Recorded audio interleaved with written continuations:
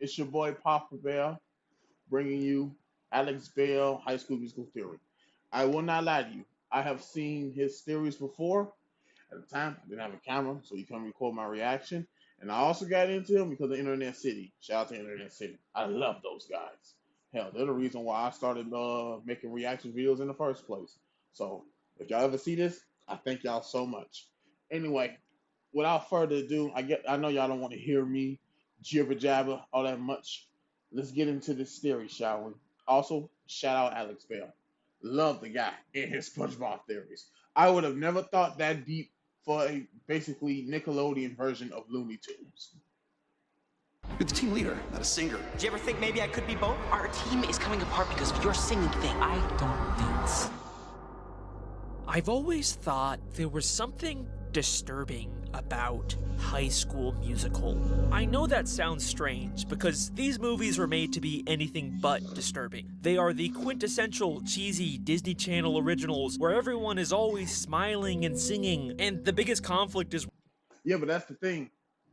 If people are always smiling and singing, there's normally something dark behind that smile. The most nicest, kindest person used to probably be the most ruthless or evilest people. It's just media one-on-one. Now, there's a rare few exceptions, like, say, Fluttershy. But most of the time, yeah, there's some darkness going on behind him. So I'm not surprised that he started thinking like this. Whether Troy will play basketball or sing in a musical, they are by no means disturbing films. But if you really... Also, I just want to point this out. Media ruined me because, now don't get me wrong, I wasn't really into High School Musical because at the time, I really thought that shit was for girls. I know it's 2025, but this was back when this was back in 2010, 2013, 14. This is the first thing that I saw when dealing with high school. All of this was the reason why I thought when I got to high school, it would be a bunch of singing, it would be a bunch of fun. Hell, even the homework and the assignments would be fun. I was in for a rude awakening, I tell you. It's like they say, don't judge a book by its cover. And what's the other one? Don't judge a book by its cover, and don't believe everything you see on TV. think about it, you'll notice these movies all have a very strange contradiction. These are musicals where the characters are singing and dancing about the fact that they don't want to sing and dance. Hip-hop is my passion. I love to pop and lock and jam and break. There are scenes where Chad tells Troy he shouldn't sing, immediately followed by Chad suddenly breaking into a giant choreographed song and dance. So dude, you know that school musical thing? Is it true you get extra credit just for auditioning? Who cares? You ever think LeBron James and Shaquille O'Neal auditioned for their school musical? I gotta get my head in the game. There's even a song called I Don't Dance that Chad sings while he's dancing. It's a really weird contradiction that's always kind of creeped me out for some reason. It almost gives you the impression that these characters aren't in control or are aware of what their bodies are doing.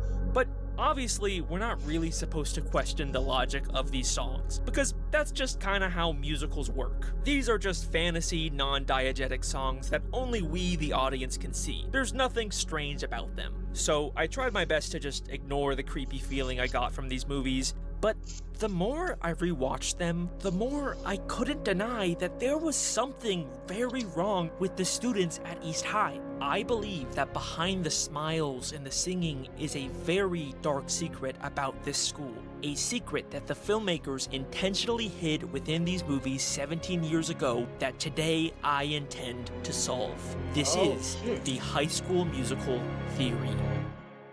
My God, bro. It's like, I didn't really get into theory until FNAF with MatPat and game theory. But now that I start to branch out, like listening to Super Horror Bros and the stories behind some of the games, I like these theories. But for some reason, every theory that Alex Bale seems to come out, even though as convoluted, as stupid, as nonsensical, as whimsical as it possibly be, he finds connections where you would never think to look, or there wouldn't even be connections. The Pixar theory, the ghost pirate theory, hell, the Mrs. Puff theory. I was even more blown out about the fact that his first theory on SpongeBob was simply about how the entire cartoon is just a TV show the humans watch. And it turned out it's a movie. It turned out they make a movie about his theory. Like, bro, this man is Simpson level of prediction, bro. Hell, even the Blue's Clues made sense when you put it together. It's just wow. You love watching Alex Bale's videos on the internet, but oh no, you've been hacked by a computer virus. If only there was a safer way to use the internet. Introducing private internet access.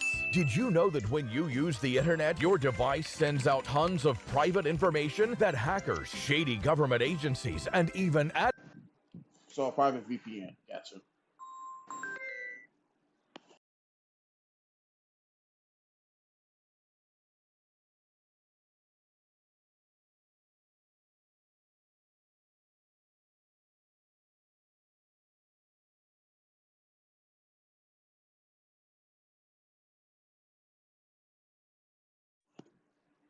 Sorry about that. Since I'm probably gonna edit this part, let's just skip straight to it, shall we?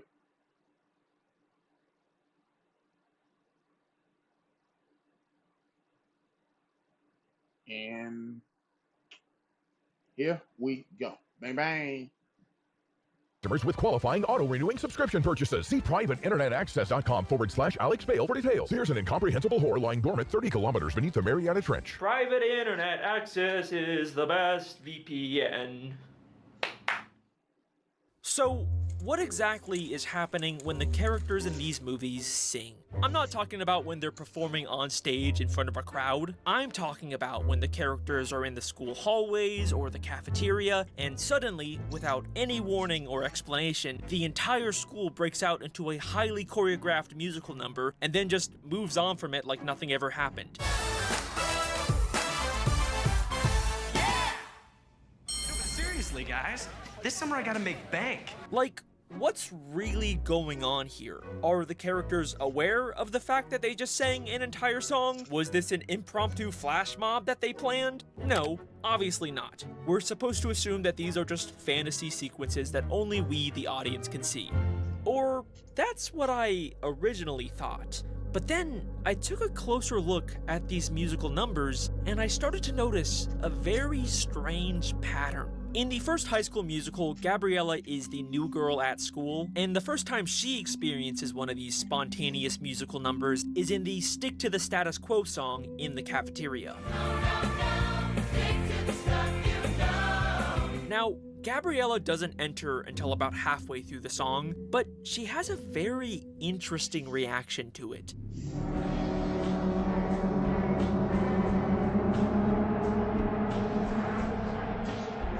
Unlike everyone else, Gabriella doesn't join in. Instead, she seems very confused and disoriented by what's going on. She's honestly reacting like how you or I would if we suddenly saw our entire school singing and dancing without any explanation. Okay, Yeah, but maybe course, she's like, just like- nervous about people staring at her or something. Like, bro, if I walked into my high school, we eating breakfast before going to the classroom, they just started singing and dancing. I'm looking like, what the fuck is this shit?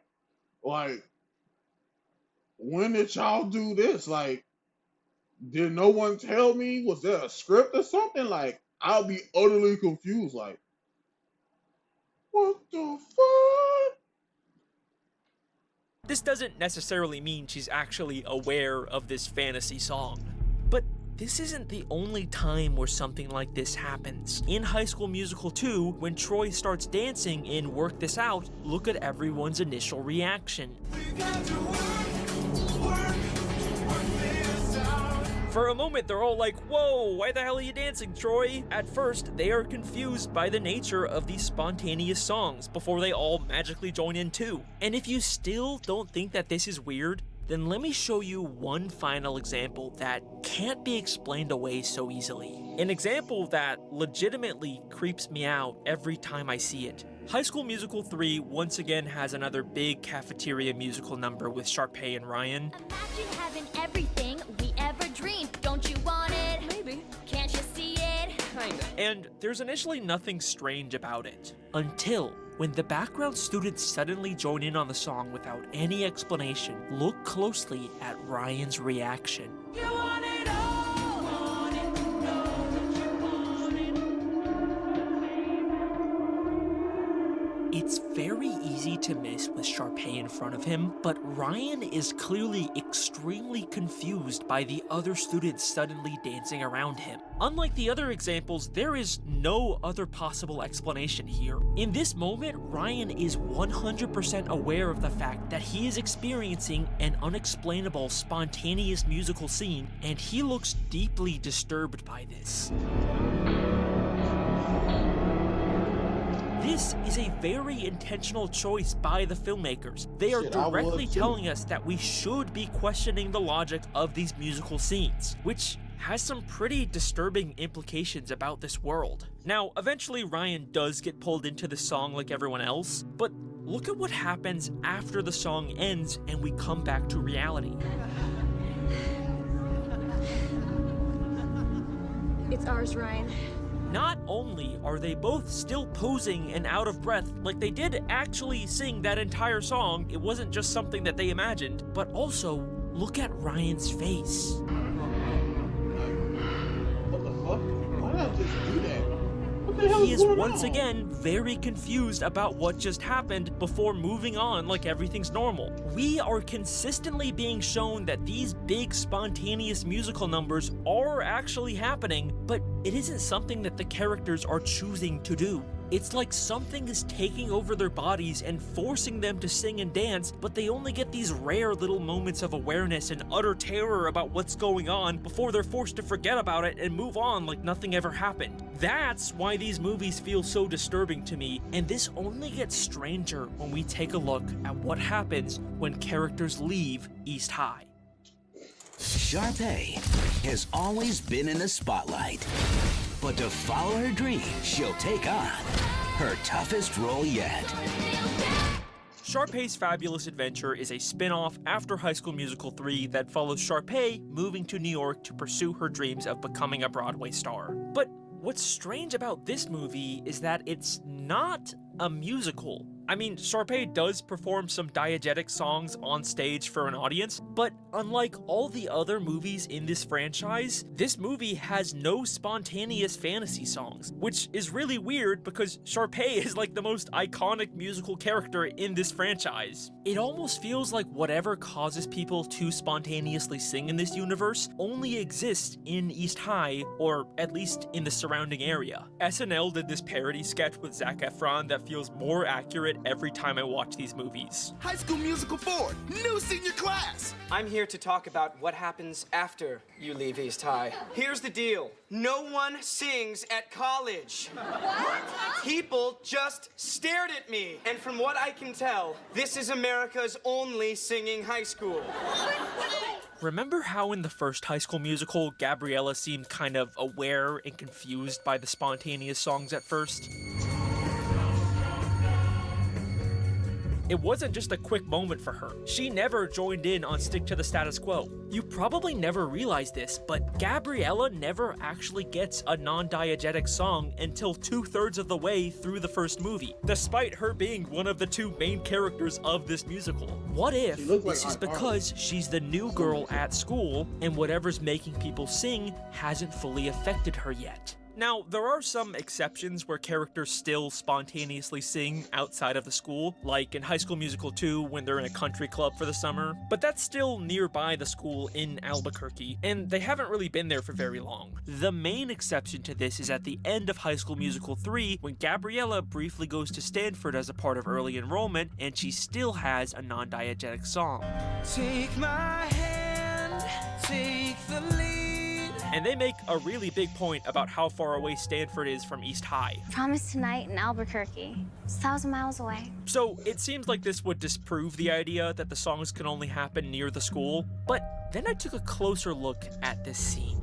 So Gabriella went to Stanford as a part of an early enrollment and had to miss out on prom at East High, but then Troy decides to also skip prom and instead dance with Gabriella at Stanford. And this is when we get their non-diegetic song.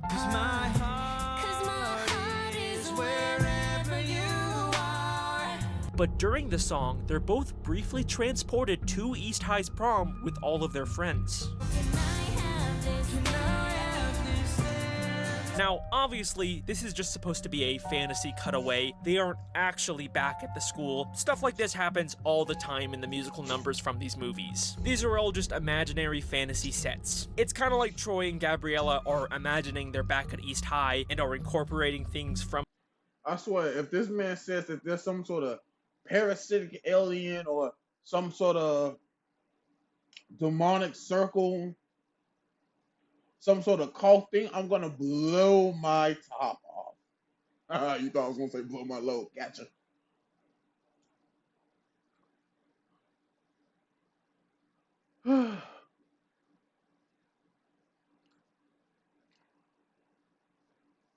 I got a mini theory. How much y'all want to bet that the reason why they doing this spontaneous combustion is probably because of a drug-related thing? Like, that whole school is a giant experiment for some sort of, I guess, I want to say like mind control agent or some sort of fantasy-induced drug or something, some sort of coercion, like a truth serum. Like,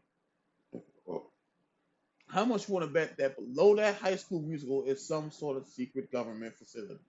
If I am right, I am going to freak out. From their real-life surroundings into the fantasy. But if that's true, then why can we already see the exact same stone pillar set 30 minutes ago at East High? This was not part of some fantasy scene. They clearly actually built this set at East High. And this was before Gabriella even decided to go to Stanford early. But then why can we see the fantasy pillars backstage? Because in the Stanford song, the East High prom part isn't the fantasy. Stanford is. Gabriella never actually left East High. We are shown time and time again that these spontaneous musical numbers can cause vivid fantasy hallucinations of other places. So I think that whatever's causing Gabriella to break out into song also caused her to hallucinate going to Stanford, when in reality, she never actually left. You might be ready to say goodbye to East High, but East High's not ready to say goodbye to you. This honestly makes more sense than Troy being able to drive all the way to Stanford and back in time for the school musical with his piece of shit car that's constantly breaking down in this movie. Oh, I know how he feels because I have a piece of shit car too. The fucker works, but the bastard just keeps overheating. God, I know that pain. My mistake was buying it as is. I was the first time buyer. You learn from your mistakes. I'm working now. I'm gonna give me a car note on something else. But God knows, I know how it feels to have a piece of shit cars that you just don't know when that fucker's gonna break down on you. So you are praying to God every day, and you are just hoping that the fucker don't break down on you when you need it most. I'm pushing! Push harder! And if my truck falls apart because I'm spending all my free time on stage, it's all your fault. Something at East High is manipulating all of these students, causing them to sing and dance. Bro, I'm saying it now. Aliens, demons, secret government facility. The only, there is one option, but it has to be the furthest thing possible. And that's some weird magic bullshit. Not demons, like some sort of D&D fantasy. It can't be that. That will make zero sense. I mean, sure, the aliens also can't make sense, but let's be real. reality alternating things, most likely is a government facility.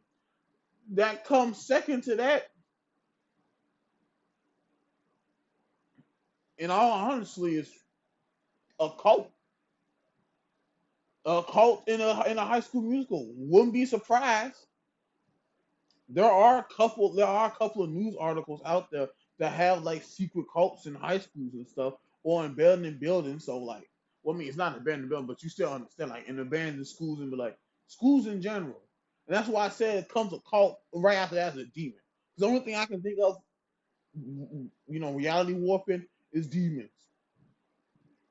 But demons and magic phenomena furthest. I'm saying it right now. My mini theory, it's either a secret government facility doing an experiment on these people without them knowing it, or there's a secret cult using some sort of arcane ritual that is manipulating and rewriting these people. I'm saying it now. My bet is secret government facility. It's the only thing that makes sense. It's the only thing that And makes even sense. hallucinate to the point where they can't even leave. But that brings me to the question that you've probably been waiting for me to answer. What exactly is causing all of this? Why does this school seem to have this strange power over all of the students? And to be honest, for the first time ever in one of these videos, I don't actually have an answer for you. I have 5. Yes, I have come up with 5 different possible explanations for the strange phenomenon going on at East High. For the first time ever, we are doing an official Alex Bale theory iceberg, and you get to decide which one you like the best. And I'm going to be sharing each of them with you in order from sort of tame and realistic to completely batshit insane, crazy, and stupid. Some of these are going to be a little more in-depth than the others, and some of these are just going to be kind of fucking crazy, so, just mentally prepare yourself for that. Without further ado, starting with the very tip of the iceberg, here is the most boring, tame, believable theory I can come up with. This is all just lazy writing and coincidences, and I'm overthinking little things that actually mean nothing. This one's probably the correct answer. I mean, this is probably the correct answer to all of my theories, but, that's no fun, and you're not watching a YouTube fan theory. No. Some of your theories... Okay, the Magic School Bus is a little bit of a stretch. But the Pixar bloopers, the Blues Clues, the Mrs. Puff, the King Neptune, most definitely. And your first one, the how SpongeBob was really just a TV show. Those sound like legit concrete evidence. Now I won't lie, it's all connected with Mrs. Puff mom, the war, the Krabby Patty formula. I mean, Krabby Patty formula could be whales. I mean, it kind of makes sense since that's what a lot of things would eat. A dead whale feeds an entire ecosystem. So I ain't gonna lie, the Magic School Bus to me was a little bit of a stretch. But some of the other ones, like I said, the Pixar bloopers, the TV show, the Mrs. Puff theory, definitely. The Ghost Pirate, hell, even the mini theory with the dead human skeletons, like those sound like some concrete evidence that you have.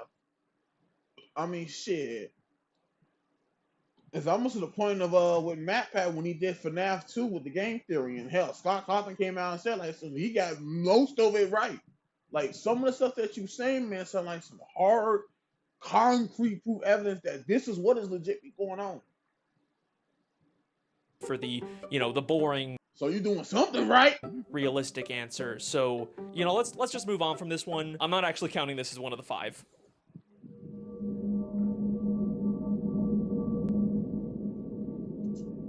I've had this theory planned for a while, but fucking Danny Gonzalez kind of jokingly beat me to it first. So, I don't know. Go check out his video. It's very funny.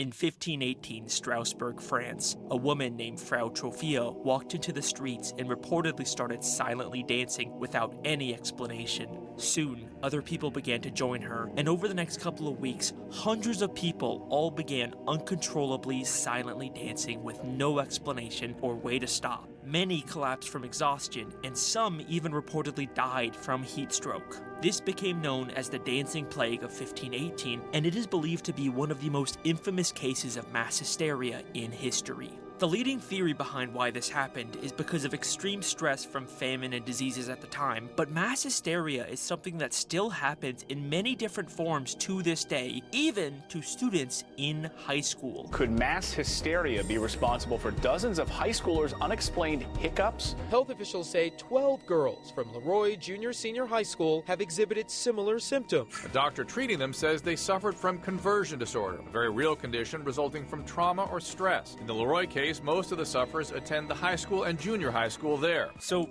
maybe it's as simple as the stress of being in high school and the pressures of conforming to the status quo was enough to cause a mass hysteria at East High that resulted in students spontaneously breaking out into song and dance. I think this is a very plausible explanation for what's happening in these movies, and it really ties in well with the core conflict these characters are facing. And if mass hysteria is this low on my iceberg, then you know these next theories are about to get really weird. Yeah, about to get SpongeBob territory. Okay, hear me out. I think Zeke is up to something.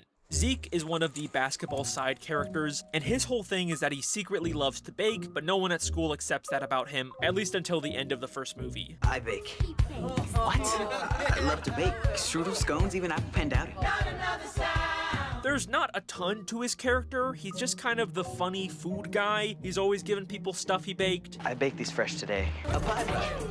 I baked you some cookies. Hey, ladies, you guys want a cupcake? But the one strange thing that I noticed about Zeke is his relationship with Sharpay. So Zeke has a crush on Sharpay, and he tries to ask her out. Hey, Sharpay. Well, I just thought maybe you could watch me play ball sometime or something. And she fucking hates him. I'd rather stick pins in my eyes. Evaporate, tall person. But then he bakes her some cookies, and she suddenly has a very different reaction.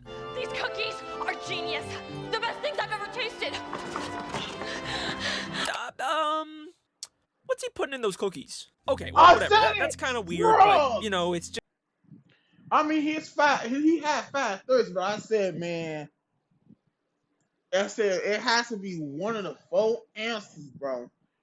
Aliens, cult / demons, some magic bullshit, or a secret government facility using drugs. Okay, secret government facility. Well, we haven't seen all of them, so it might pop up. But I did say drugs. I was somewhat right on the money. Just a typical Disney Channel gag. But then, by the next movie, Sharpay completely forgets about Zeke and moves on to being obsessed with Troy. Troy, Sharpay. Sharpay, Troy. But then Zeke gets a job as a chef, and he's really excited to be working near Sharpay. Chef Michael's gonna teach me the art of Austrian flake pastry. And Sharpay's gonna be where I work every day? I think we can assume he's probably giving her food again. And then, at the end of High School Musical 2, she's kind of all over him again. There's potentially a pattern here. Then, in High School Musical 3, there's a deleted scene where Zeke is gonna ask her to prom, and once again, he's planning on bringing her more cookies, but then Jason takes them away, and all of a sudden, he seems kinda nervous. Yeah, she's gonna listen to me, and listen good. You got this. Now give me the cookies. You don't need these. Go on, get in there. No, you're empowered. You got these. No. Zeke seems to really believe that the cookies are necessary to get Sharpay to go to prom with him. And it turns out he doesn't need them, but the very first thing Sharpay says is... Hey, Sharpay. Zeke, cookies? Huh, interesting. Also, later, he finds out Jason ate the cookies meant for Sharpay, and he is very concerned. Where's my cookies? You ate all the cookies? Those were meant for Sharpay, not you. Those were apparently only for Sharpay, and now he's concerned about Jason, who later, during graduation, jumps on him in a very similar way to Sharpay. That was very strange. Those were meant for Sharpay, not you. So, what exactly is Zeke putting in these cookies? And look, I'd be willing to just call this a weird running gag with some maybe uncomfortable implications, but it's not just Sharpay that Zeke manipulates with his cooking. In the first movie, all the basketball boys sort of trick Troy and Gabriella into breaking up, and later they feel bad about it and decide to confess what they did to Troy. Gabriella won't even talk to me, and I don't know why. We do. But look at what Zeke does first. I baked these fresh today. You probably want to try one before we tell you the rest. He gives Troy cookies so that he won't be mad, and it Bro. works. Troy is never shown to be even a little upset that they caused his breakup. Zeke's cooking clearly has an effect on people, and he is constantly feeding everyone in these movies. I'm good for a poolside picnic. What do you say? Zeke even made desserts. They're cooling. I'll let you know when they're ready. Now out of my kitchen, miss. Hey, ladies, you guys want a cupcake? I bet you those cookies that are always left out in Troy's house were made by Zeke. There's even this weird offhand mention from Troy in the first movie about having trouble remembering the previous night. Do you remember the night before? No, not at all. All I remember is like pink jelly. And he says the only thing he can remember is pink jelly. All I remember is like pink jelly. Which, I don't know, kind of sounds like something Zeke could have made him. I love to bake. Strudel, scones, even apple pandowdy. What if Zeke is putting something in the food? Whoa. Bro, that is a major. I mean, I said it was drugs, but I would have never thought it went that far. I mean, I guess it could technically explain the musical, the whole fantasy with the drugs things. Oh man, this man is chef. This man is Breaking Bad. These people. I never seen this. I never seen the TV show either. I will check it out one day. That's causing all the strange behavior we see at East High. It was from people consuming wheat that was contaminated with a fungus called ergot, which contains similar compounds to LSD. Everything Zeke bakes contains weed. Oh my god. Bro, Alex Bale, how do you come up with these theories? This man is what MatPat is to Fanatics, what this man is to some of these TV shows. Like, he come up with the weirdest, wildest things. No. This man makes theories off of TV shows and movies that you would never even think will even have a theory. Like SpongeBob, Magic School Bus. Okay, I'm not gonna count the Pixar. Blue's Clues with Law and Order, now High School Musical, and then he come up with some of the whimsical theories that you could have ever think of from a movie or TV show like this. It fucking fits. It fucking works. How do you do this, man? Teach me your ways. I would have never thought of this from a movie about singing. Never. But wait, why would Zeke want the entire school to be constantly breaking out into song and dance? Well, what do these songs ultimately accomplish? The songs are ways for characters to express their inner truth. It causes Troy to realize he wants to be in the musical. Why am I feeling so wrong? My head's in the game, but my heart's in the song. It causes everyone to break out of the status quo and ultimately accept their fellow students for who they are. But inside I am stirring, something strange is occurring. It's a secret I need to share. Which allows Zeke to finally be able to be accepted as someone who wants to bake. Wear a jock and cook up a mean creme brulee. Yes, I think the entire reason for all the craziness going on at East High is because Zeke is drugging people with his cooking to make them more accepting of him as a baker. Someday I hope to make the perfect creme brulee. I know that this is a really insane idea that has some admittedly uncomfortable implications, but you know, you gotta admit there is a surprising amount of evidence for it. I couldn't not bring it up. Well, at least we know these theories. It's like the saying says. One, coincidence is okay. Two, a little fishy. 3 coincidences in one day on a singular subject? Nah, something ain't right. Can't possibly get any weirder than this. Really? Okay, I wait. mean, I said Just hear me out. Said Breaking drugs. Bad is a dark, I was gritty right. crime drama about a chemistry teacher. I was right. I was right. I said drugs and 2 his theories about drugs. I got something right. I'm not a good theory, but I can make connections too. Alex, give me a shout out.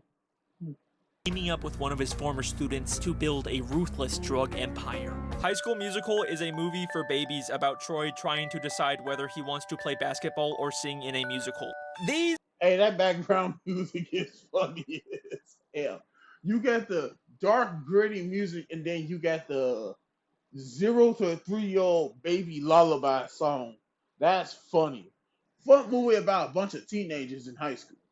are very different. You could not find 2 pieces of media more polar opposite than High School Musical and Breaking Bad, yeah. apart from maybe Blue's Clues and Law & Order. But what if I told you that they actually exist in the same universe? They both take place in Albuquerque, New Mexico, they both came out in the mid to late 2000s, and they both heavily feature a high school. This is sort of a meme that's gone around the internet for a while. The last High School Musical was 2008, the same year as the first season of Breaking Bad. They both take place in Albuquerque, which means that Jesse Pinkman could have gone to high school with Troy Bolton. High School Musical 2 came out in 2007, and Breaking Bad came out in 2008. They are both set in Albuquerque, New Mexico, which means canonically Troy Bolton and Jesse Pinkman could have been in high school. Bro, what the fuck? Because of these weird similarities. Even Mr. Matt Pat Film Theory, before he retired from YouTube, tried to make a theory about it. And you know, as hard as I tried, I couldn't figure out how to prove that High School Musical was in the same universe as Breaking Bad. Yeah, I'm pretty sure that's actually the reason why Matt Pat retired. It was just the one theory he could never crack. Hey, if you can make an airtight connection, let me know, because that would be the best theory ever. Well, okay, Mr. Game Theory, I accept your challenge. Let's see if we can avenge your death. So, with all the strange behavior and hallucinations in High School Musical, there is clearly a possibility that everyone is being drugged. But what if instead of Zeke being behind it, everyone instead got hooked on a new popular drug that's going around town, Heisenberg's signature blue meth? This is pure glass. This is art. A drug that Breaking Bad has established can cause hallucinations.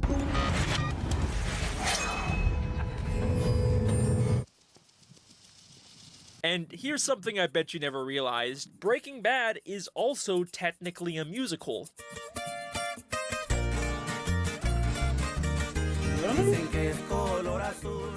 One of the episodes opens with a random band recapping the show's plot in the desert, and it's never acknowledged again.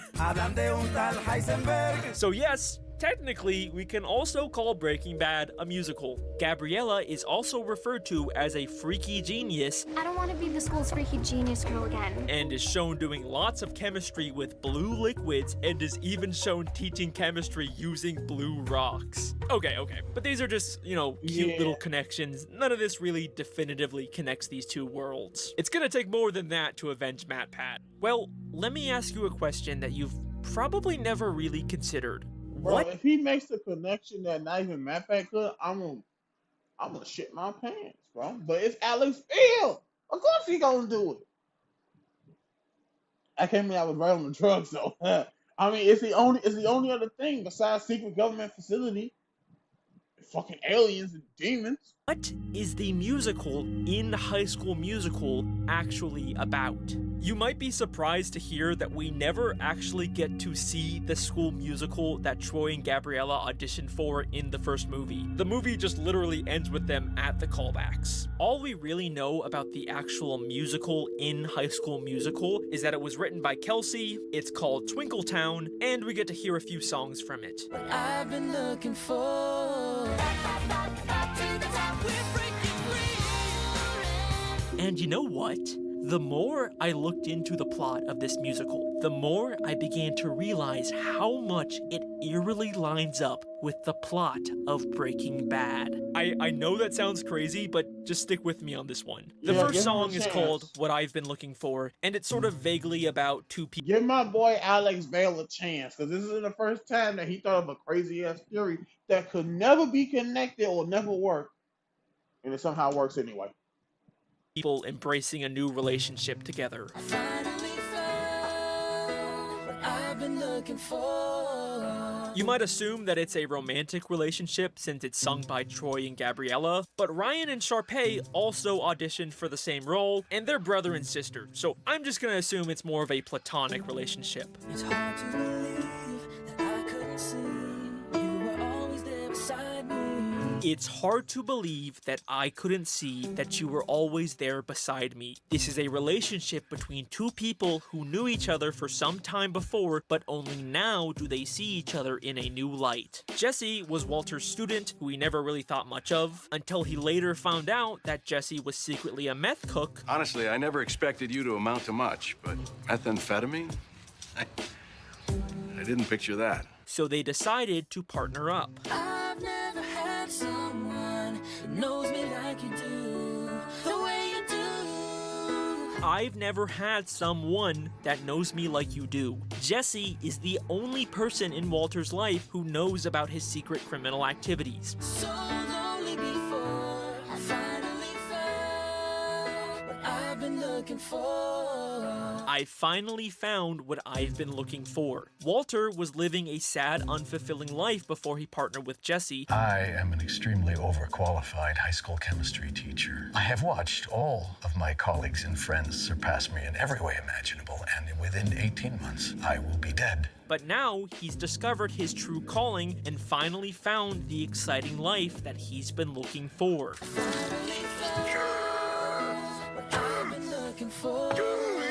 The other song that Troy and Gabriella sing is called Breaking Free. We're breaking free.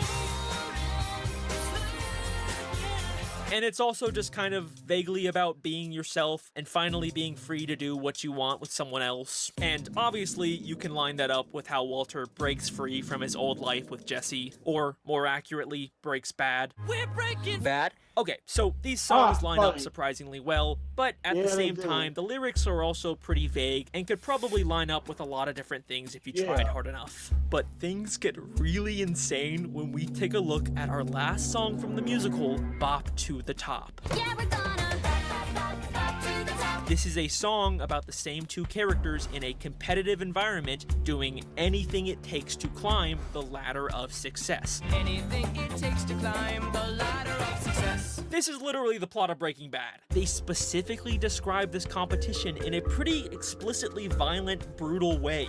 Kicking and scratching. Gotta bump the competition, blow them all away.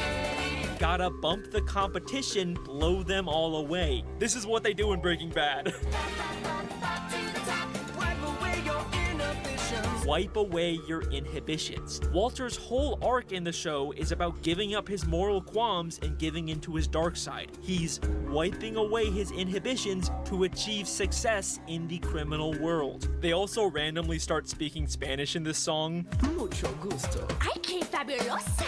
Caliente. Suave. And obviously all the Mexican cartel members in Breaking Bad primarily speak Spanish. Este no habla ni una palabra de español. Ryan is wearing a fedora just like Heisenberg, and Sharpay is wearing a very blue dress, the signature color of Walter's meth. Heisenberg is dancing with his meth to climb to the top of the criminal world. Bop to the top. Wipe away your inhibitions. Work our tails off every day. Gotta bump the competition, blow them all away. What does this mean in terms of how these... A lot of it is a stretch, but when you put it all together, it makes some sense. And this is why I like Alex Bale so much. This man is able to put out a Fantastic Four Richard Reeves of a stretch. Okay, a Plastic Man level of a stretch. And make this shit connects, bro. I'm telling you something. He makes these theories and connections that you would never even dream of. High School Musical and Breaking Bad. And somehow it fits. What? universes are actually connected. Maybe Kelsey heard about the legend of Heisenberg, much like that narco corrido band in Breaking Bad, and she decided to secretly write her school musical about it. I mean, if everyone at East High is hooked on Walter's product, then clearly it's a big deal at this school, and it would get more people to watch the school musical.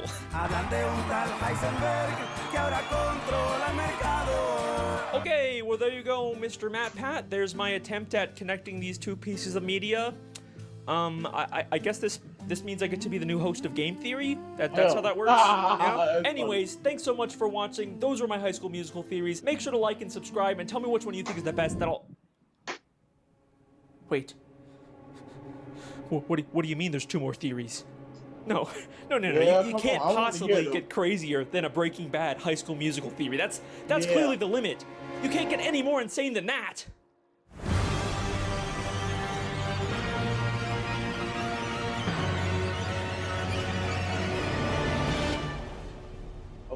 Welcome everyone. We officially have reached the point of no return in this video, where I will now try and convince you that East High is not actually a high school, but in fact is a human zoo where scientists are secretly watching and experimenting. I was right! Let's go! I said it, bro. I said it. Number 1, it has to be either drugs or a secret government facility. It's gonna appear in these theories. Number 2 has to be a cult with some demon worshiping, and number 3 was aliens. But my main goal was number 1, drugs and secret government facility. And I called it! Let's go! Yeah, I called it! These students. Yes, I know that is the stupidest thing I have ever said, and yes, like not, always, bro. I am actually being serious. Okay, so where do we even start with this? In the first High School Musical, Sharpay and Ryan are in the school library, and they're researching the new student at their school, Gabriela Montez. There's something freaky about her. Where did she say she was from? They search her name on the internet, and the first 2 results tell them that Gabriela was an extremely smart student from out of town who's won a bunch of academic awards. Wow, an Einsteinette. But we can also very briefly see a 3rd result that reads, Gabriela, San Diego Zoo's new chimp, scientists set up real-time habitat cam. Now, at first, there's nothing all that strange about this. They searched up the name Gabriela, so they're obviously gonna get some irrelevant results about other things with the same name. No big deal. But what's weird is that this is a result about the San Diego Zoo, the same city that we can see Gabriela originally came from. And that's strange because they didn't search up anything about San Diego, they just searched Gabriela's name. The fact that it's from the same city is seemingly a total coincidence. But then there's also the fact that it's about a new chimp at the zoo at the exact same time that Gabriela is a new student at East High. Okay, that's 2 strange coincidences, but whatever. Gabriella's obviously not a chimpanzee, and this school is obviously not a... Like I said, 2 coincidences and something is fishy. But it's not fishy enough that warrants suspicion. It's fishy enough to turn heads. But 3 coincidences? No, that's suspicious. Something ain't right over here. Zoo. I mean, this is too stupid of an idea to even think about. But then I did think about it, and I kept noticing more of these weird coincidences. At the start of the first movie, listen to what Taylor says when she first sees the basketball guys.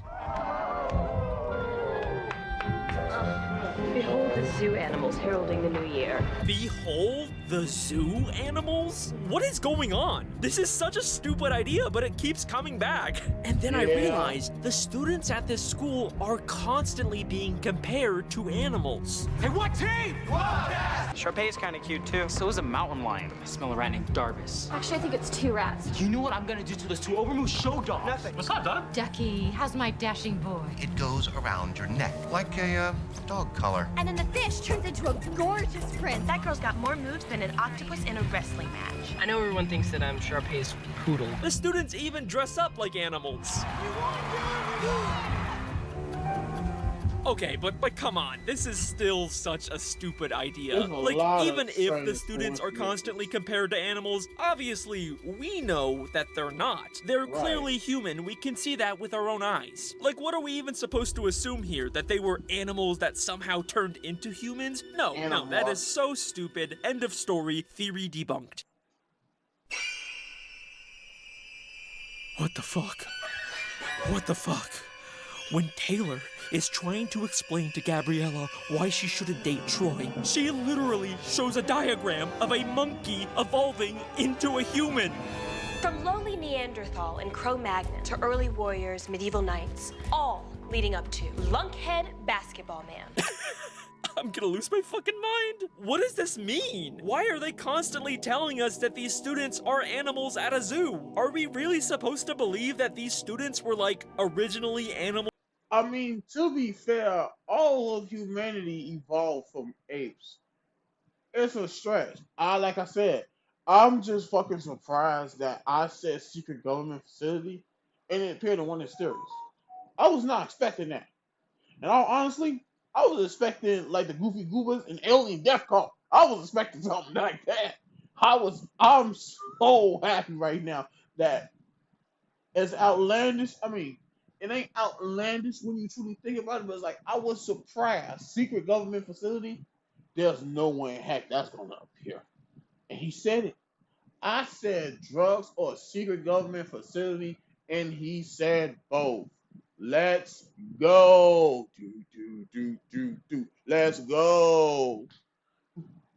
Animals that somehow evolved into humans? Hang on. No. We're not even talking about just a normal zoo anymore. This is some mad scientist sci-fi bullshit. This is not something a normal zoo does. But wait a second. Remember, it didn't say zookeepers or zoo staff set up the habitat camera. It was specifically scientists, meaning there is some kind of scientific research going on.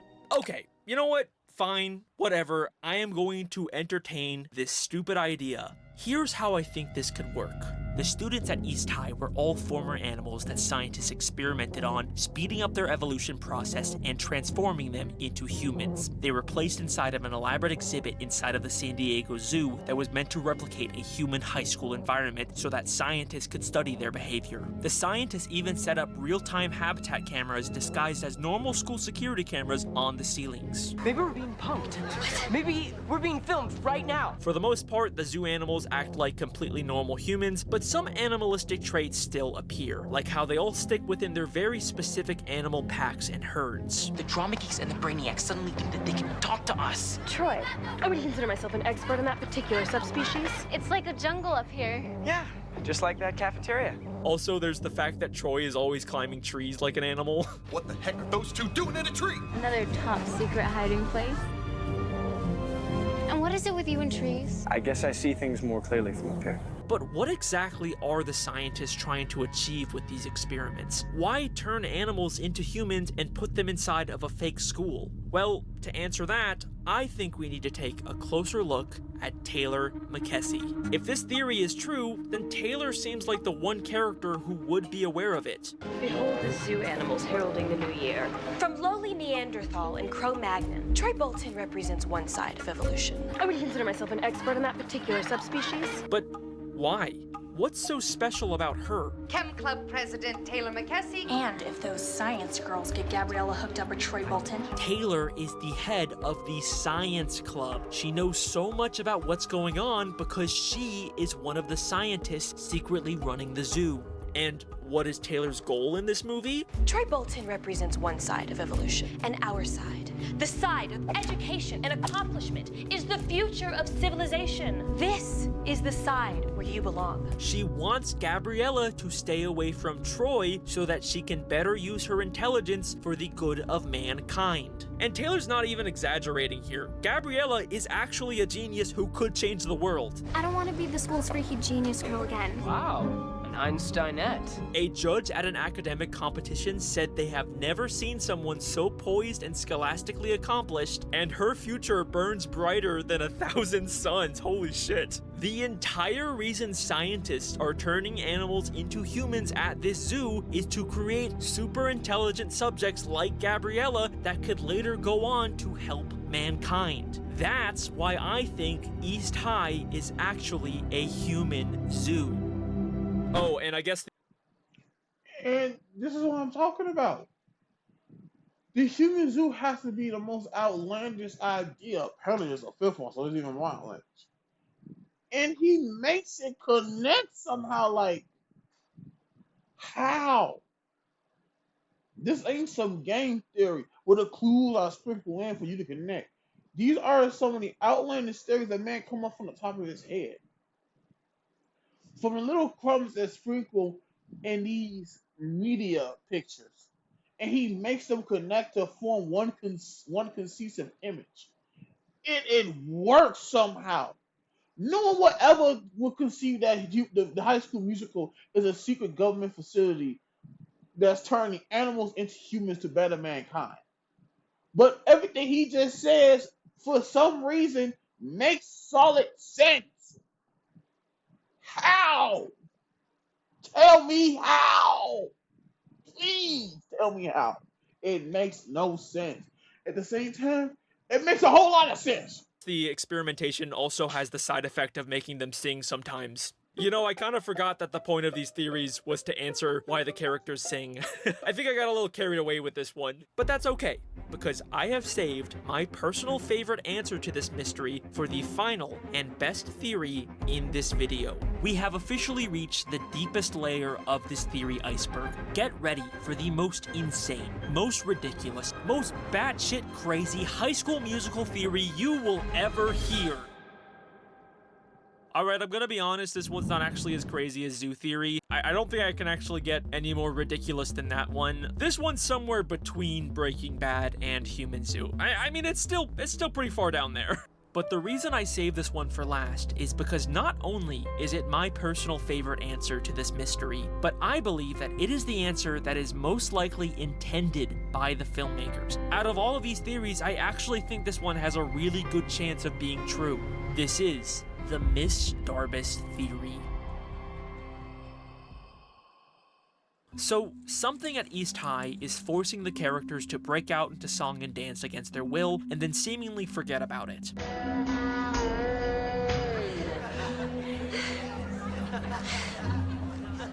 But what is actually the point of these fantasy musical numbers? They cause characters to express their inner truth. And now suddenly people are confessing. Inside I am stirring, something strange is occurring. It's a secret I need to share. Troy sings about his secret desire to be in the musical. Zeke admits he loves baking. Chad comes out of the closet. The singing forces them to confess their inner truth, and it ultimately helps them discover who they really are. And you know who's constantly talking about this exact same thing?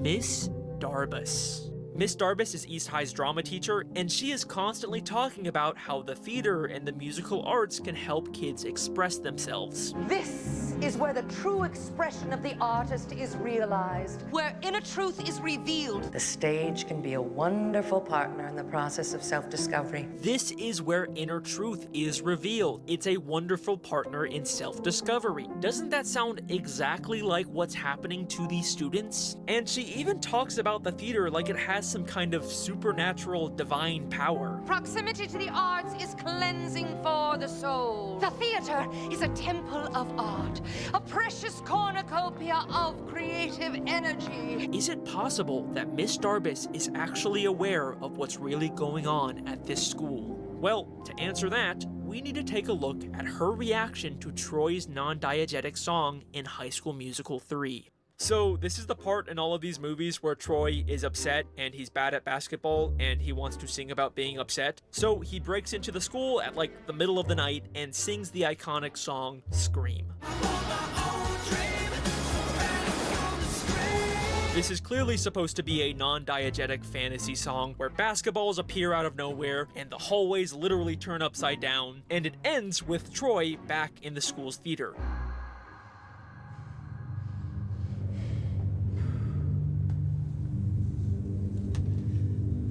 Okay, that is creepy. Miss D?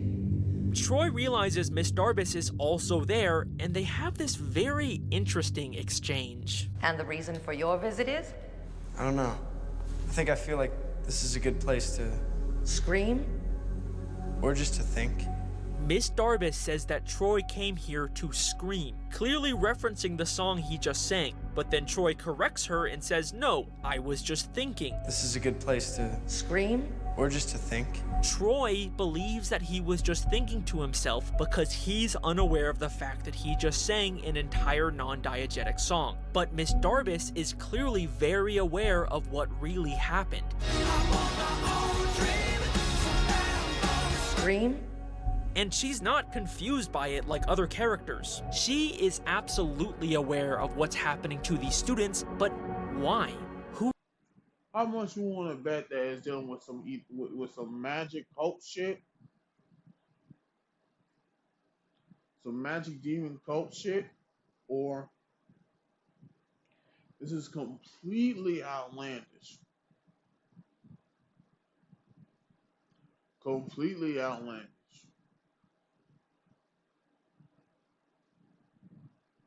She's doing some get out type of bullshit. Who is Miss Darbus really? Well, that's a tough question to answer, because we don't ever really get any of her backstory, except for maybe the occasional vague one-off line. Better to consider opportunities now than in 10 years when life may limit your choices. Better to consider opportunities before life limits your choices. Kinda sounds like she's maybe talking from personal experience. Did something happen in her life that limited her choices? Maybe she wanted to be a Broadway star, but then got stuck as a high school drama teacher. I don't know. I mean, like I said, it's hard to really understand Miss Darbus because we don't ever get to see what her life outside of East High is like. Trust me, I've rewatched all of her scenes many times, and I've never really found anything that was useful. But maybe that's because the answer isn't in those scenes. At 46 minutes and 8 seconds into the first High School Musical, for just a brief moment, we see a wall in the school that has been completely covered in writing. It says things you'd expect, like, "Go Wildcats," "Love the Wildcats," "Carol loves Tammy," all things you'd expect from the students at this school. But there is one thing on this wall that really stands out among the others. Something that legitimately gave me chills the first time I saw it. A drawing labeled Miss Darbus with X's over her eyes. Now, I could understand a student writing something mean about a teacher they don't like, but this isn't just an insult. This is clearly a drawing of Miss Darbus dead. It feels like some kind of creepy school shooters drawing that really does not feel like it fits in with this very PG Disney Channel universe. I honestly can't think of any reason why they would include this depiction of Miss Darbus dead. Wait a second. When Troy broke into the school at night, why was Miss Darbus there?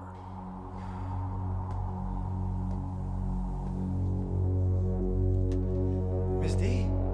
She claims it was to get some schoolwork done, but like, why is she working on it in a very dark theater as opposed to, I don't know, her house? And look at how creepy she looks, just sitting there in the dark, secretly watching Troy. It's also weird that she just happened to be there on the one night Troy decided to break in. You know, come to think of it, it's not just that we never hear about Miss Darbus's life outside of the school, it's that we've never even seen her outside of the school grounds. Hang on, is Miss Darbus like a ghost? No. That. I mean, I didn't say ghost, but I did say demon. I mean, it's kind of close. Okay, it's not close, but when you think of demons, you think of supernatural, the spiritual. So I'm gonna say another win. A half win. Let's go with that. It's a half a win.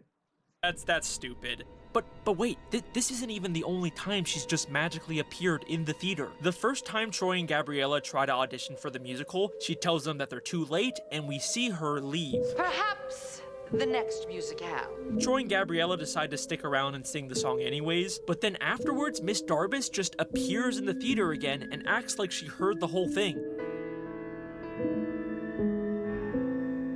Wow. That's nice. Bolton, Montez, you have a callback. What? We saw her leave. We could even see while they were singing she was not there. But then a whole 2 minutes later, she just suddenly appears again, acting like she heard the whole thing. Look, we could even see that her appearing scares the other students. Bolton, Montez. She also has a very similar moment to this in the beginning of High School Musical 3. Well, how much time will it take? Yeah, and what the heck is the show about? You, Mr. Danforth. Like 5 seconds ago, we could see she was clearly not there. My favorite of these moments was in the cafeteria in High School Musical 1. After Gabriella accidentally spills her lunch on Sharpay, she just suddenly appears again. You do not want to get into that, man. What is going on here? It's like a jump scare. Ow! Life limited Miss Darbus's choices. She's always at the school, always suddenly appearing out of nowhere. There's a drawing of her dead. She even talks like she's from a much older time. Perhaps the most heinous example of cell phone abuse is ringing in the theater. What temerity! And she hates any new modern technology. Was that a cell phone? No, ma'am, that was the warning bell. This perfectly explains why everyone seems to have this supernatural musical spell over them that only she is aware of. Miss Darbus is a ghost that is haunting East High, and she is forcing these students to sing about their inner truth in order to help them discover who they really are. But let's hang on a second. The High School Musical franchise is just a bunch of grounded movies about kids in high school. There are no explicit supernatural elements in them. I don't think I can honestly claim that there's this secret, intentional, underlying message about ghosts haunting the schools in these movies. What? What, are you expecting me to just scream at you with some big, final surprise evidence? Come on, guys, I am not that predictable. High School Musical 3 was originally going to be a Halloween-themed movie called Haunted High School Musical and would have featured ghosts haunting East High. Yes, I am being 100% serious. This is real. This is actually what they were originally planning on doing with the final movie of the trilogy before they decided to scrap the idea. But we can still see hidden clues from this ghost subplot that I bet you they were planning on paying off in this movie, where it would have been revealed that Miss Darbus was actually a ghost all along, and she was the cause of all the students breaking out into song. And that is my final High School Musical theory. Thank you very much. Bro! Also, I would have...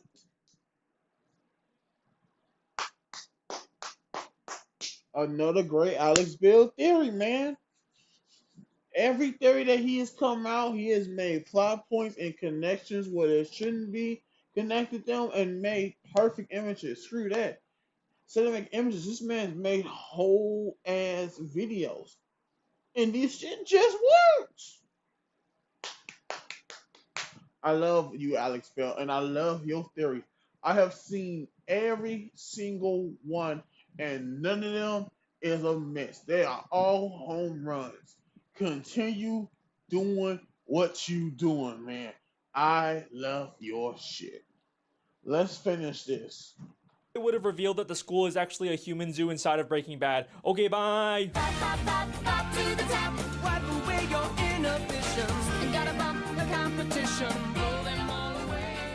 Cool. Well, there you go. That is every possible High School Musical theory I can come up.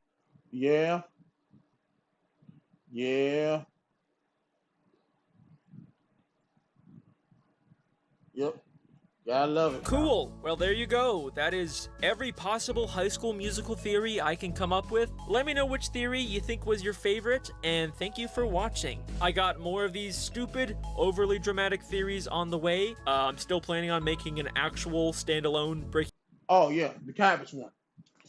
I forgot about the cabbage one. That for some reason, out of all of them, besides the TV theory, that would make the most sense to me. Like, come on, bro. Come on, bro. Next to Bad theory at some point. This was just an appetizer. And thanks again to Private Internet Access for sponsoring this video. Thank you to the patrons who help support this channel. You can get access to these theories early, some sneak peeks of future content, and you can even get your name at the end right here. And that is all I have to say in this video. Goodbye. Shout out to my boy Alex Bale for another awesome theory. Well, there you are, folks. That's my reaction on Alex Bale theory. This will be going on YouTube and I want to say sometime, probably in the next 2 or 3 hours or so. I don't know. But yeah. What y'all think? Let me know in the comments on my YouTube comment section, please. Cause your boy Papa Bear ain't got no Twitch streamers. I feel so sad. Makes you want to go hibernate. What can you do? Show business and success don't start off the day that you started. You gotta build it up over time. And I'm gonna continue doing what I love to do. Bye bye.